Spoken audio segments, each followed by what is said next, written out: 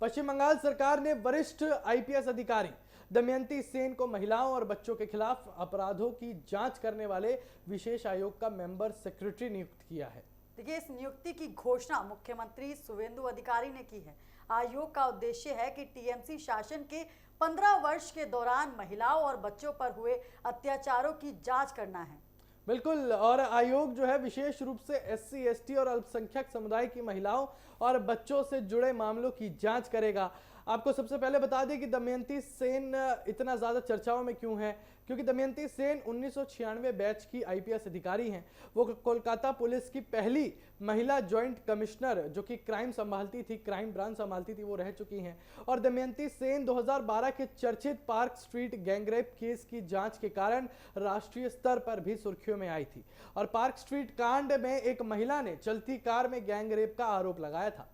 देखिए, उस समय तत्कालीन मुख्यमंत्री ममता बनर्जी ने इस घटना को संयोग जो है घटना बताया, यानी जो है मनगढ़ंत बताया। बिल्कुल, और दमयंती सेन की अगुवाई वाली टीम ने जांच करके ये साबित किया कि घटना मनगढ़ंत नहीं थी, वास्तविक थी।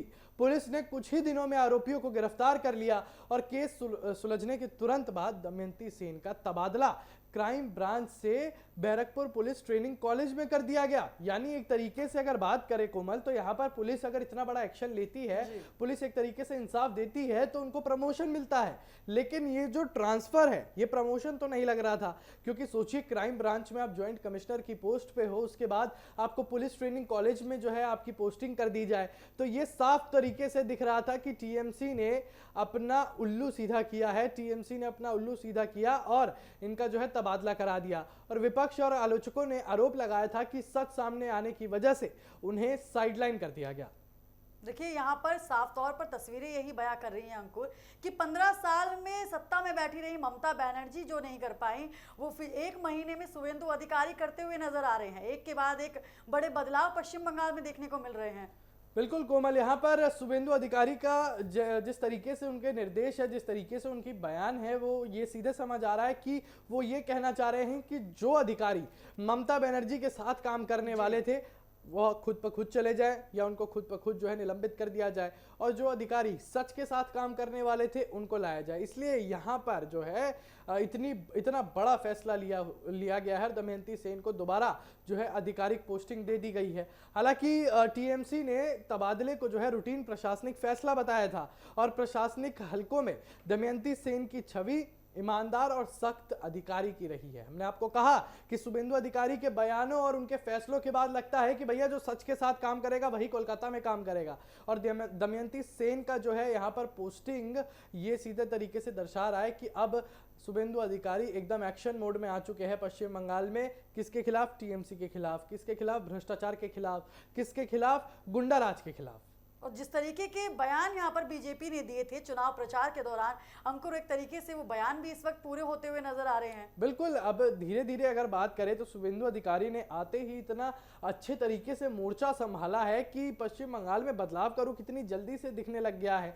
हालांकि इन चीजों को जमीनी स्तर पर लागू करने में समय लगेगा और लग भी रहा है, चुनौतियां भी काफी ज्यादा आ रही हैं, लेकिन बंगाल की जनता को सीधे तौर पर यह लग रहा है कि चलिए पहल तो हुई, और यही पहल हुई है तो अब पश्चिम बंगाल का जो है वो जो वक्त है वो बदलने लग जाएगा। और आपको बता दें कि नए आयोग की जो अध्यक्ष रिटायर्ड जस्टिस समापति चटर्जी है उनको बनाया गया है।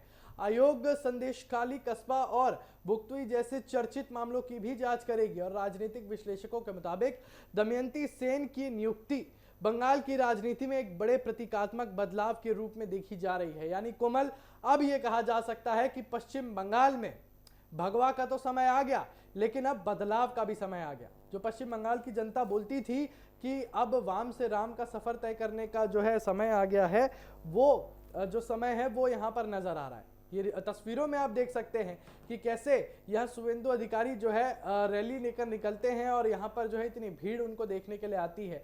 यानी अब बीजेपी का रुख पश्चिम बंगाल में काफी अच्छे तरीके से दिख रहा है, और ऐसे में दमयंती सेन का वापस पश्चिम बंगाल में तबादला ये जाहिर कर रहा है कि अब पश्चिम बंगाल जो है सच्चाई की तरफ बढ़ेगा। और भ्रष्टाचार की बात करी जाए, गुंडागर्दी की बात करी जाए या गंदी राजनीति की बात करी जाए, उनको लात मारकर पश्चिम बंगाल से जो है बॉर्डर पार कर दिया जाएगा। यानी अब पश्चिम बंगाल में जो है सफलता का रुख आ चुका है, पश्चिम बंगाल में बदलाव का रुख आ चुका है।